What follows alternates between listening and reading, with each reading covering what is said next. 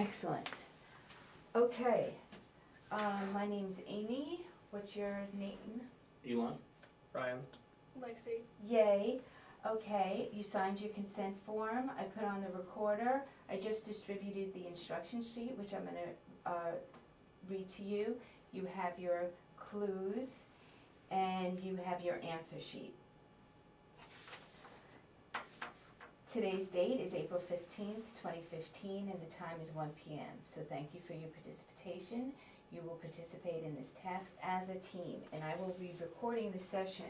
I will first hand out the instruction sheet and the envelope to each of you, as well as the team answer sheet. Please don't look inside your envelope till I say so. You and your two teammates will solve a written murder mystery using the clues provided. Please do not look at your clues yet. Wait until I read the instructions first, and then you could look at your clues. After the instructions, you will be given 5 minutes, and I will time it, to read your clues quietly to yourself. When prompted, you may begin to discuss the mystery, your clues, and your ideas in order to reach a consensus-driven solution. The session will continue until you believe you have the correct answer as a team. When you believe you have the correct answer as a team, write down on this piece of paper who you believe the murderer is, what was the weapon, the time of the murder, the place of the murder, and the motive for the murder. There is only one correct response for each of the 5 parts of the solution. A sheet of paper and pencil have been provided for you so you could write down your team's answers. When finished, submit the sheet of paper with your team answers to me, Amy, your proctor.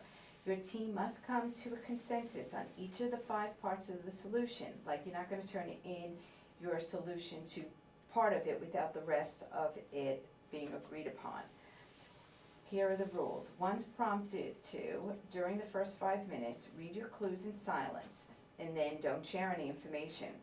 Do not exchange your clues with your teammates. For example, you're not allowed to hand your clues to one another or show that your clues to your teammates. Furthermore, you're not allowed to walk around the table and switch seats in order to see each other's clues. The only way to share information about your clues is through verbal discussions with your group.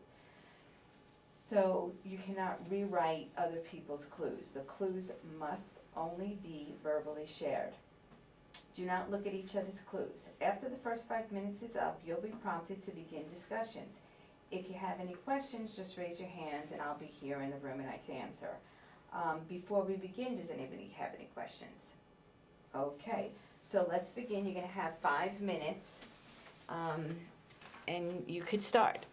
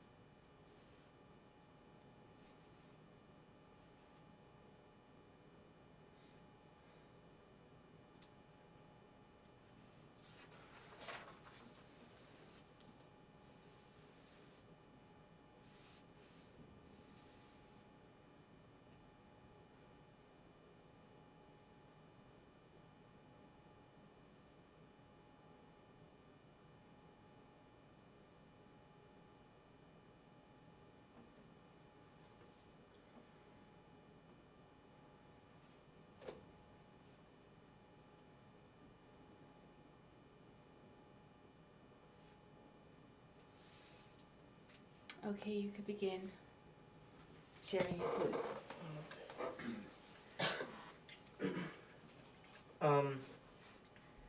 Alright, so does anyone know where Mr. Kelly's body was found? The park.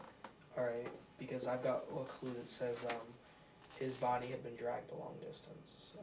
Yeah, it says it was found in the park. Alright. Mine says that he was found at 1:30. If that helps. Alright. Let's see.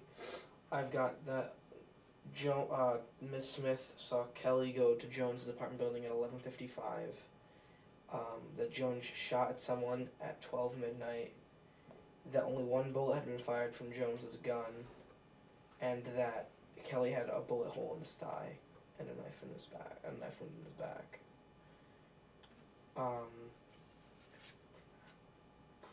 The only thing I have about Mr. Jones is that when the police tried to locate him, they discovered that he had disappeared. Okay. Yeah, and it says, Mr. Jones had told Mr. Kelly that he was going to kill him. And that Mr. Kelly had, like, destroyed Mr. Jones' business. Alright, does anyone have anything on Smith? Yeah. Okay, so Miss Smith often followed Mr. Kelly. Okay. The elevator operator said that Mr. Kelly's wife frequently left the building with Mr. Scott. And then I have, let's see. The knife found in Miss Smith's yard had Mr. Scott's fingerprints on it. The elevator man saw Mr. Kelly's wife go to Mr. Scott's apartment at 11:30. The elevator man went off duty at 12:30. And police were unable to locate Mr. Scott after the murder.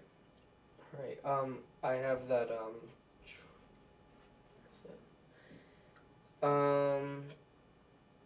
the elevator man said that Miss Smith was still in the lobby of the apartment when he went off duty.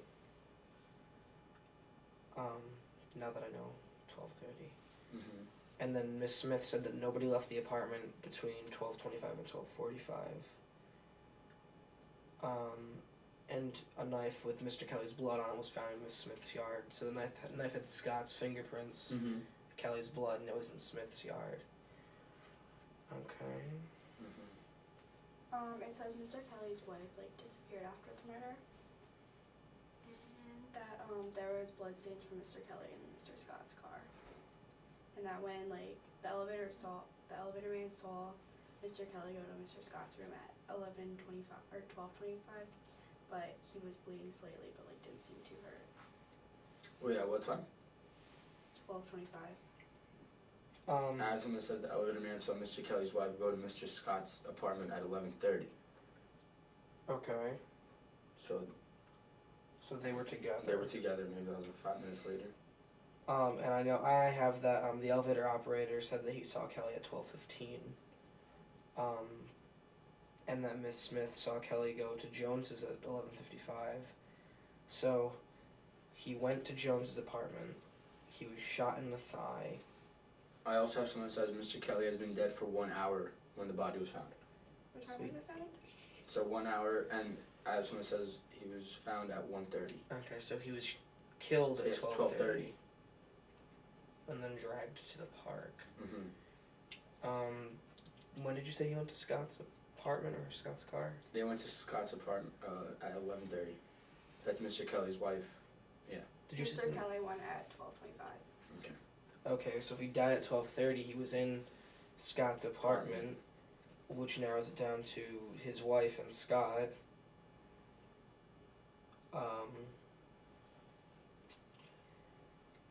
Okay.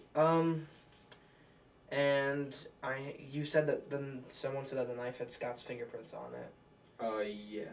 And we know that it was Mr. Kelly's blood on it, and it was found in Smith's yard. And Miss Smith was in the lobby at 12:30, so she has an alibi for the time of death. Mm-hmm. Yeah. So the only She was in the lobby at 12:30. Yeah, you said the elevator man went off duty at 12:30. Yeah, went off duty. He said Smith was in the lobby when he went off duty. Okay, so So That's that. Smith has an alibi. She's out. yeah, So in the room is Scott, Kelly, and Kelly's wife. The fingerprint only has Scott's.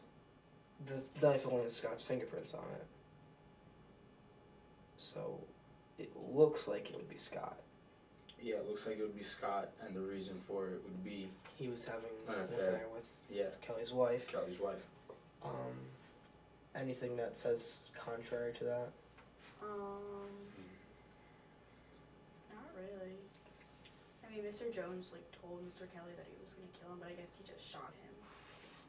I mean, and I he left. have one that says specifically that he shot at an intruder in his apartment building at 12 o'clock. So It can't be him because after that would make because he that left. means if the body was found at 1:30, and it said there's only been an hour, Yeah. that would make it 1 o'clock, not 1:30. Yeah, and also the elevator operator saw him after he'd been shot. Yeah, Because she even said that when he saw him, he seemed to be bleeding a little. and there's more evidence to support what we said because it says the elevator operator said that Mr. Kelly's wife frequently left the building with Mr. Scott. Alrighty. So that like kind of supports that. I mean, I think it sounds logical. Mm-hmm. Do we all agree on that then? That Scott Yeah. is the murderer? Yep. Alrighty.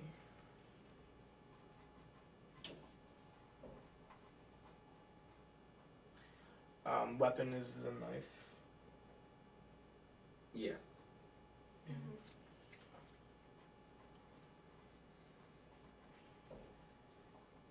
Makes the time of murder 12:30. Because the body was found at 1:30, died dead for an hour. Mm-hmm.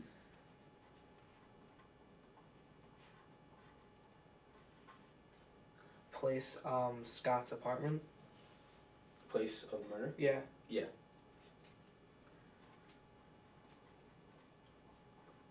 And then a knife was found in Miss Smith's yard. That no, we don't need that. And then the motive was they were having an affair. Having an affair, yeah.